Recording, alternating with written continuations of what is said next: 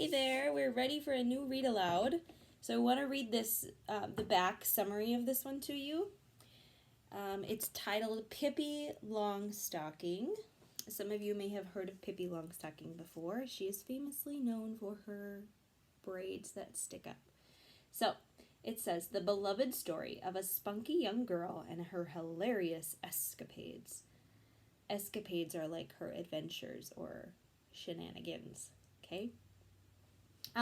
Tommy and his sister Annika have a new neighbor, and her name is Pippi Longstocking. She has crazy red pigtails, no parents to tell her what to do, a horse that lives on her porch, and a pet monkey named Mr. Nelson. Whether Pippi's scrubbing her floors, doing arithmetic, or stirring things up at a fancy tea party, her flair for the outrageous always seems to lead to another adventure. Alright, so this sounds like it's probably going to be fiction. It's probably going to be a little silly. So put your silly pants on and get ready for a fun story. I think it's going to be fun. Pippi Longstocking. Sit back and relax. Chapter 1 is called Pippi Moves to Villa Vilcula. There she is. And these chapters are a little bit longer, so if I get close to 10 minutes, I have to stop. So we'll see if we get through the whole first chapter today. Pippi moves to Villa Vicula. Way out at the end of a tiny little town was an old overgrown garden, and in the garden was an old house, and in the house lived Pippi Longstocking. She was 9 years old, and she lived there all alone. She had no mother and no father, and that was, of course, very nice, because there was no one to tell her when to go to bed, when she was having the most fun, and no one could make her take cod liver oil when she much preferred caramel candy. Cod liver oil is like a vitamin. Once upon a time, Pippi had had a father of whom she was extremely fond. Naturally, she had had a mother too, but that was so long ago that Pippi didn't remember her at all. Her mother had died when Pippi was just a tiny baby and lay in a cradle and howled so that nobody could go anywhere near her. Pippi was sure that her mother was now up in heaven watching her little girl through a peephole in the sky, and Pippi often waved up at her and called, "Don't you worry about me, I'll always come out on top." Her father, Pippi had not forgotten. He was a sea captain who sailed on the great ocean, and Pippi had sailed with him in his ship until one day her father blew overboard in a storm and disappeared. But Pippi was absolutely certain that he would come back. She would never believe that he had drowned. She was sure he had floated until he landed on an island inhabited by cannibals, and she thought he had become the king of all the cannibals and went around with a golden crown on his head all day long. "My papa is a cannibal king. It certainly isn't every child who has such a stylish papa," Pippi used to say with satisfaction. "As soon as my papa has built himself a boat, he will come and get me, and I'll be a cannibal princess. Hi-ho, won't that be exciting?" Her father had bought an old house in the garden many years ago. He thought he would live there with Pippi when he grew old and couldn't sail the seas any longer. And then this annoying thing had happened, that he blew into the ocean, and while Pippi was waiting for him to come back, she went straight home to Villa Vicula. That was the name of the house. It stood there ready and waiting for her. One lovely summer evening she had said goodbye to all the sailors on her father's boat. They were all so fond of Pippi, and she of them. "So long, boys," she said, and kissed each one on the forehead. "Don't you worry about me. I'll always come out on top." Two things she took with her from the ship: a little monkey whose name was Mr. Nelson. He was a present from her father, and a big suitcase full of gold pieces. The sailors stood up on the deck and watched as long as they could see her. She walked straight ahead without looking back at all, with Mr. Nelson on her shoulder and her suitcase in her hand. "A remarkable child," said one of the sailors as Pippi disappeared in the distance. He was right. Pippi was indeed a remarkable child. The most remarkable thing about her was that she was so strong. She was so very strong that in the whole wide world there was not a single police officer who was as strong as she. Why, she could lift a whole horse if she wanted to. Ooh, what do we call that? It's an exaggeration or a hyperbole. Could that really happen? Could she probably really lift a horse? Probably not, but it's alluding to the fact that she's probably super strong. Yeah. She had a horse of her own that she had bought with one of her many gold pieces the day she came home to Villa Vacula. She had always longed for a horse, and now here he was, living on the porch. When Pippi wanted to drink her afternoon coffee there, she simply lifted him down into the garden. Beside Villa Vacula was another garden and another house. In that house lived a father and mother and 2 charming children, a boy and a girl. The boy's name was Tommy and the girl's Annika. They were good, well brought up, and obedient children. Tommy would never think of biting his nails, and he always did exactly what his mother told him to do. Annika never fussed when she didn't get her way, and she always looked so pretty in her little well-ironed cotton dresses. She took the greatest care not to get them dirty.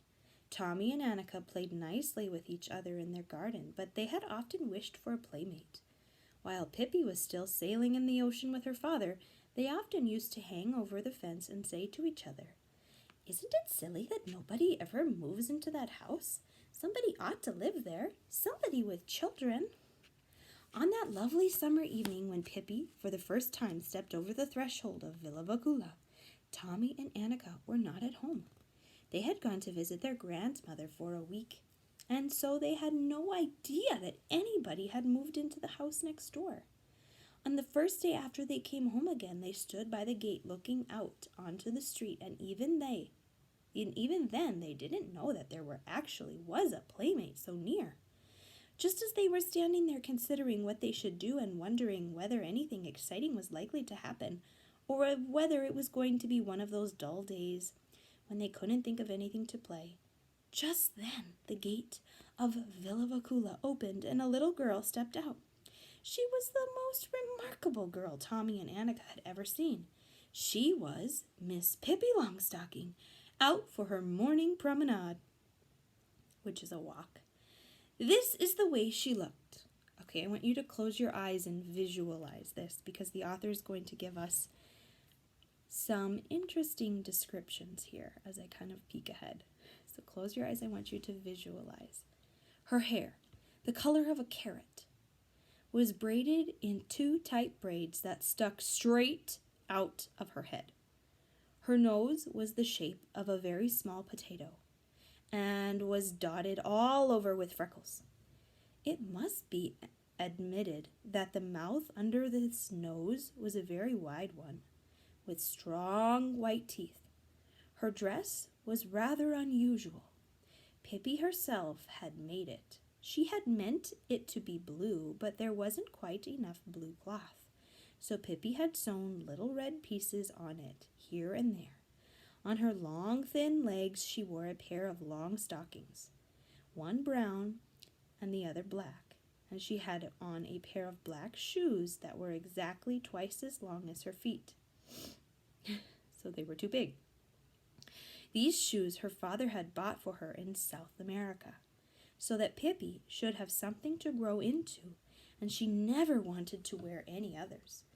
But the thing that made Tommy and Annika open their eyes widest of all was the monkey sitting on the strange girl's shoulder. It was a little monkey dressed in blue pants and a yellow jacket and a white straw hat. Pippi walked along the street with one foot on the sidewalk and the other in the gutter. Tommy and Annika watched as long as they could see her. In a little while she came back, and now she was walking backward. That was because she didn't want to turn around to get home. When she reached Tommy and Annika's gate, she stopped. The children looked at each other in silence. At last, Tommy spoke. "Why did you walk backward?" "Why did I walk backward?" said Pippi. "Isn't this a free country? Can't a person walk any way he wants to? For that matter, let me tell you that in Egypt everybody walks that way, and nobody thinks it's the least bit strange." "How do you know?" asked Tommy. "You've never been to Egypt, have you?" "I've never been to Egypt?" "Indeed I have. That's one thing you can be sure of. I have been all over the world and seen many things stranger than people walking backward. I wonder what you would have said if I came along walking on my hands the way they do in the farthest India. Now you'd be lying, said Tommy. Pippi thought a moment. You're right, she said sadly. I am lying. It's wicked to lie, said Annika, who had at last gathered up enough courage to speak. Yes, it is very wicked to lie, said Pippi, even more sadly. But I forget it now and then, and how can you expect a little child whose mother is an angel and whose father is king of Cannibal Island, and who herself has sailed on the ocean all her life, how can you expect her to tell the truth always? And for that matter, she continued, her whole freckled face lighting up, let me tell you that in Belgian Congo, there is not a single person who tells the truth. They lie all the day long. Begin at 7 in the morning and keep on until sundown. So if I should happen to lie now and then, you must try to excuse me and remember that it is only because I stayed in the Belgian Congo a little too long. We can be friends anyways, can't we? Oh, sure, said Tommy, and realized suddenly that this was not going to be one of those dull days. By the way, why couldn't you come and have breakfast with me? Asked Pippi. Why not? Said Tommy. Come on, let's go. Oh, yes, let's, said Annika. But first I must introduce you to Mr. Nilsson, said Pippi, and the little monkey took off his cap and bowed politely. Then they all went in through Villa Vakula's tumble-down garden gate, along the gravel path bordered with the old moss-covered tree. Really good climbing trees they seemed to be. Up to the house and onto the porch. There stood the horse, munching oats out of a soup bowl. Why do you have a horse on the porch? Asked Tommy. All horses he knew lived in stables. Well, said Pippi thoughtfully, he'd be in the way in the kitchen, and he doesn't like the parlor. Tommy and Annika patted the horse and then went out into the house. It had a kitchen, a parlor, and a bedroom. A parlor is like a sitting room, almost like a living room. But it certainly looked as if Pippi had forgotten to do her Friday cleaning that week. Tommy and Annika looked around cautiously, just in case the king of the Cannibal Isles might be sitting in a corner somewhere. They had never seen a cannibal king in all their lives, but there was no father to be seen, nor any mother early either. Annika said anxiously, Do you live here all alone? Of course not, said Pippi. Mr. Nilsson and the horse live here too. Yes, but I mean, don't you have any mother or father here? No, not the least little tiny bit of one, said Pippi happily. But who tells you when you need to go to bed at night and things like that? Asked Annika. I tell myself, said Pippi. First I tell myself in a nice friendly way, and then I don't mind. And then, if I don't mind, I tell myself again more sharply. And if I still don't mind, then I'm going for a spanking. See? Tommy and Annika didn't see at all, but they thought maybe it was a good way. Meanwhile, they had come out into the kitchen, and Pippi cried, Now we're gonna make a pancake. Now there's going to be a panky. Now we're gonna fry a panky. Then she took 3 eggs and threw them up in the air. One fell down on her head and broke, so that the yolk ran into her eyes. But the others she caught skillfully in a bowl, where they smashed to pieces. I always did hear that egg yolk was good for your hair, said Pippi, wiping her eyes. You wait and see. Mine will soon begin to grow so fast it crackles. As a matter of fact, in Brazil, all the people go about with eggs in their hair, and there are no bald-headed people. Only once was there a man who was so foolish that he ate his eggs instead of rubbing them on his hair. He became completely bald-headed, and when he showed himself on the street, there was such a riot that the radio police were called out. While she was speaking, Pippi had neatly picked the eggshells out of the bowl with her fingers. Now she took a bath brush and hung on the wall and began to beat the pancake batter so hard that it splashed all over the walls. At last she poured what was left onto the griddle and stood on the stove. When the pancake was brown on one side, she tossed it halfway up to the ceiling so that it turned right around in the air, and then she caught it on the griddle again. And when it was ready, she threw it straight across the kitchen, right onto a plate that stood on the table. Eat, she cried. Eat before it gets cold. And Tommy and Annika ate and thought it was a very good pancake. Afterward, Pippi invited them to step into the parlor. There was only one piece of furniture in there. It was a huge chest with many drawers. Pippi opened the drawers and showed Tommy and Annika all the treasures she had kept there. There were wonderful birds' eggs, strange shells and stones, pretty little boxes, lovely silver mirrors, pearl necklaces, and many other things that Pippi and her father had brought on their journeys around the world. Pippi gave each of her new playmates a little gift to remember her by.